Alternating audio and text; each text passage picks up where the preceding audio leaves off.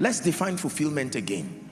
That it is the satisfaction and the joy that is derived from knowing that you have lived your life effectively, serving the purposes of the kingdom and being a blessing to humanity. I've had the honor and the privilege, by the grace of God, to be around people who were diagnosed with terminal diseases, or people who they literally knew that they were on their way going. I've had the honor of praying with them. I've had some healed miraculously. But in all fairness, there are others that I prayed and I knew that probably these people, their time was up. And at that time, listen carefully, we have to borrow the mindset of a dying man to understand what fulfillment is about. Once you are not a dying man, you cannot really comprehend the wisdom behind seeking fulfillment. You have to borrow the thinking, the last minute of a man who is alive, who is transiting the earth. There is something about that wisdom you must capture, and that is what will help us tonight. What does a dying man look for? Imagine, don't be afraid, just imagine that God told you right now that by 12 midnight today, okay, you will be afraid of going to heaven, but he's coming. In any case, whether you are going or he's coming, you people must meet. Because I don't want you to say I'm confessing negatively, you know, believers, the way we think sometimes. But realistically, imagine that the Lord told you today that Joshua Selman, by 11:55, you are going home. Question. I know you have investments around the world. I know you have all kinds of things. I know you plan to travel next week. I know you even plan to do a lot of things. There's a TV interview somewhere. But what will become your point of focus with that knowledge? Just one information was passed to you, that you have 3 more hours in this life, and that's it. 3 more hours. Wrap up whatever you have to do. You have 3 hours. No prayer will change it. 3 hours. You are not sick, and it's not going to be accident. It will not be anything. Once it's time, God knows the many ways he will pick you so that you don't fear. But you just have 3 hours. Think for a moment. What are you going to do? Remember, your hometown is more than 3 hours, so don't even think of running there. Think of something wiser that you will do. 3 hours. I'm about to share something else with you, and then we'll pray. That's why I'm asking you this question. Do you know, I will tell you this, I can give you an idea of what will happen to you. In that moment, I give you a guarantee.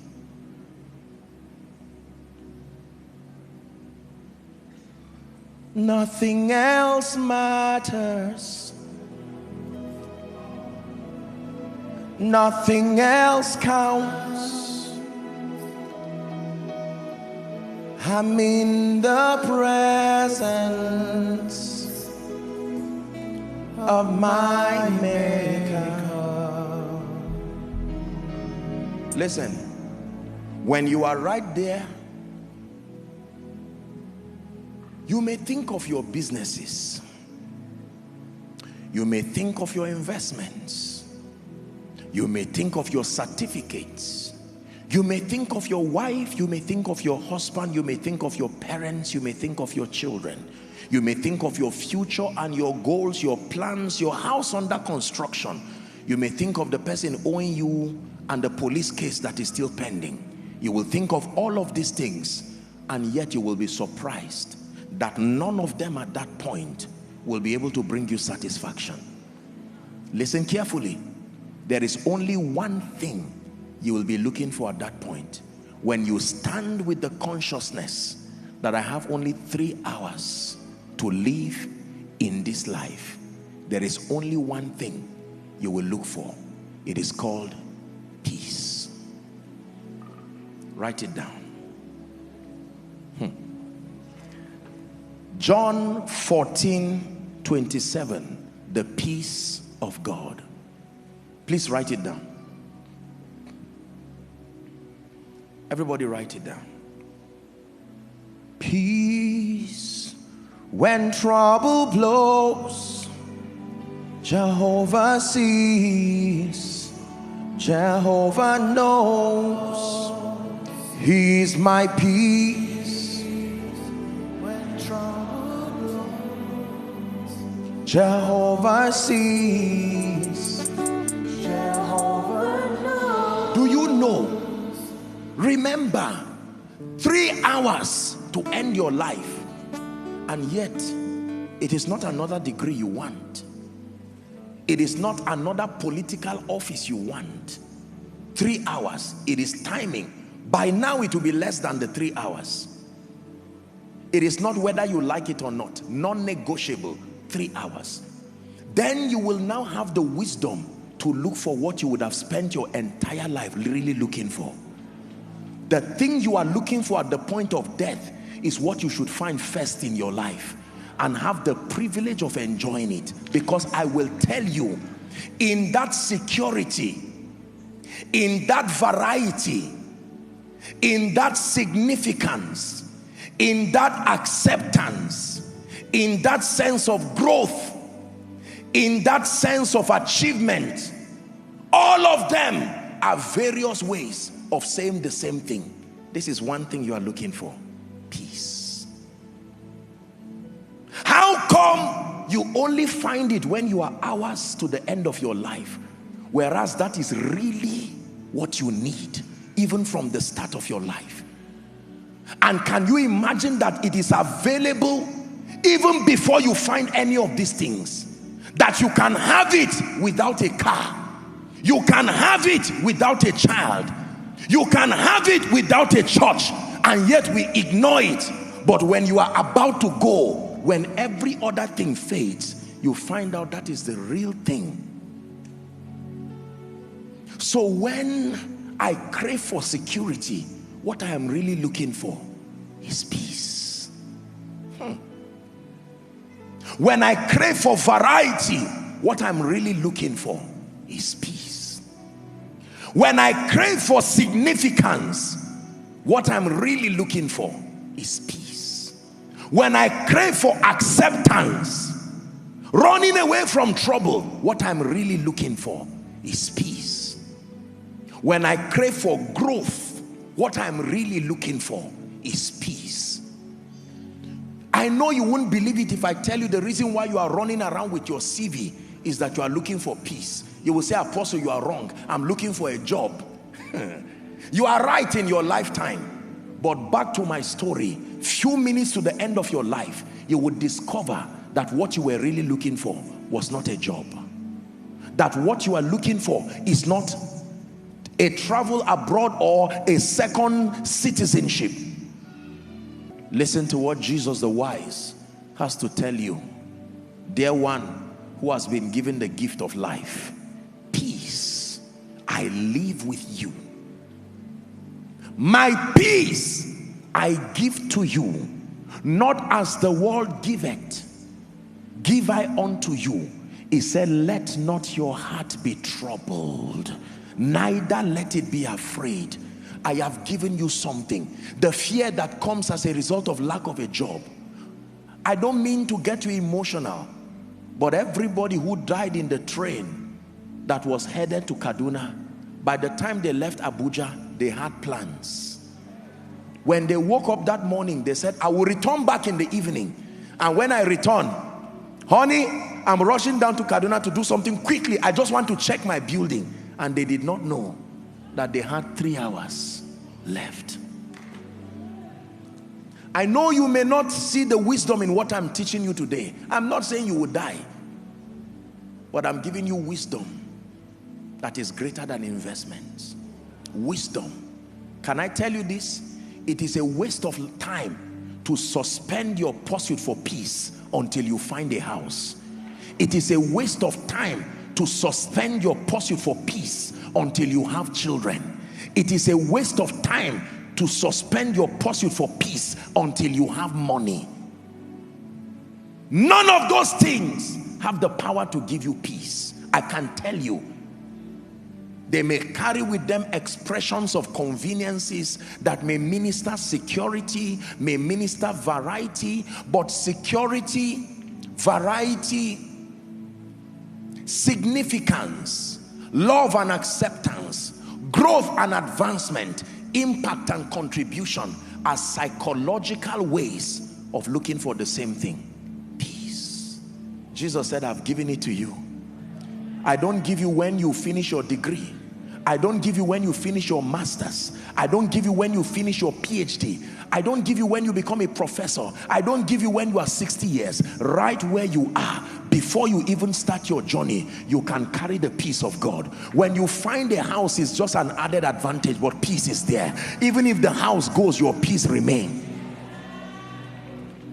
As God grants you children, you are celebrating the children and dancing, but not without your peace. Can I tell you, no matter what you lose, you did not lose if what you have left is peace.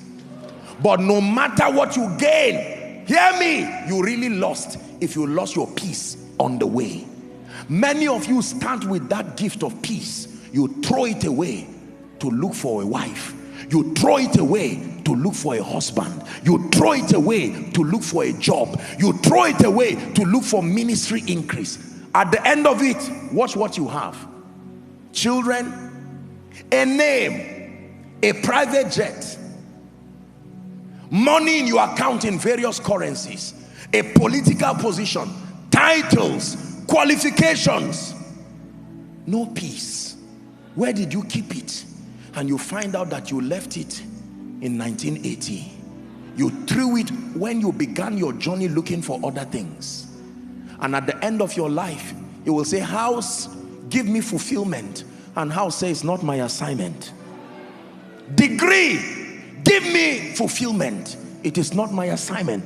All of them will say, my assignment is only to give you success.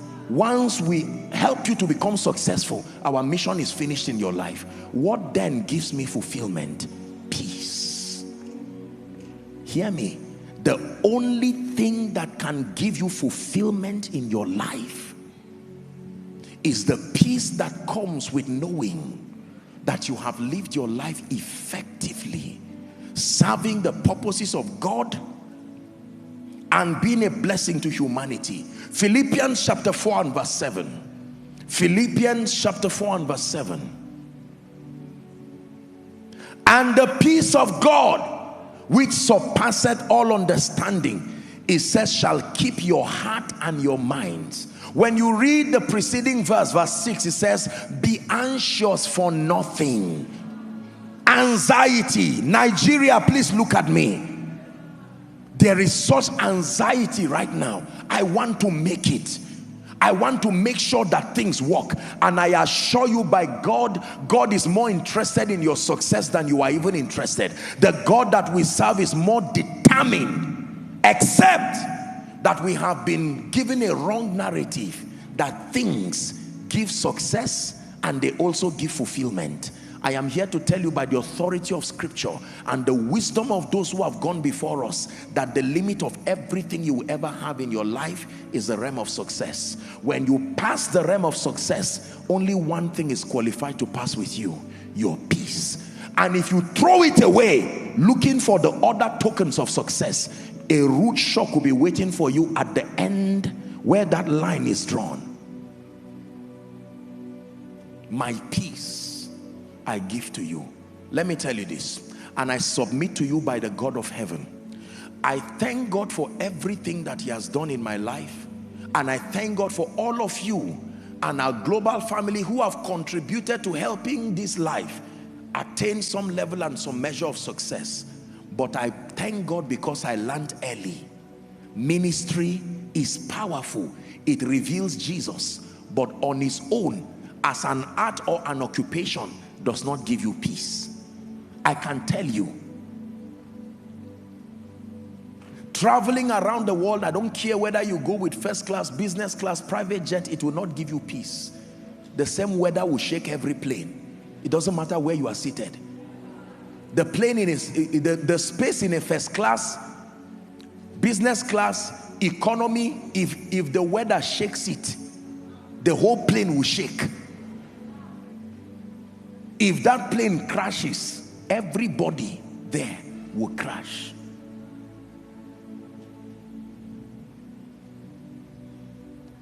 Now I'm tempted to sing it again. There are thrones, there are kingdoms, there are mountains and there are thrones. Only Yeshua will reign forever. To his kingdom there'll be no end. One more time. There are thrones, there are kingdoms,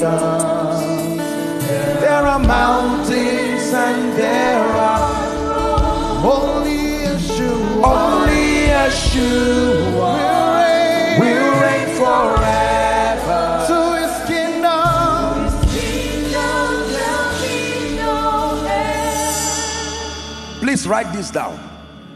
Aside from your relationship with Jesus Christ, aside from your family, and aside from your assignment, nothing else is a do or die affair. Write it down. Aside from your relationship with Jesus, aside from your family, and aside from your assignment, absolutely nothing else is a do or die affair.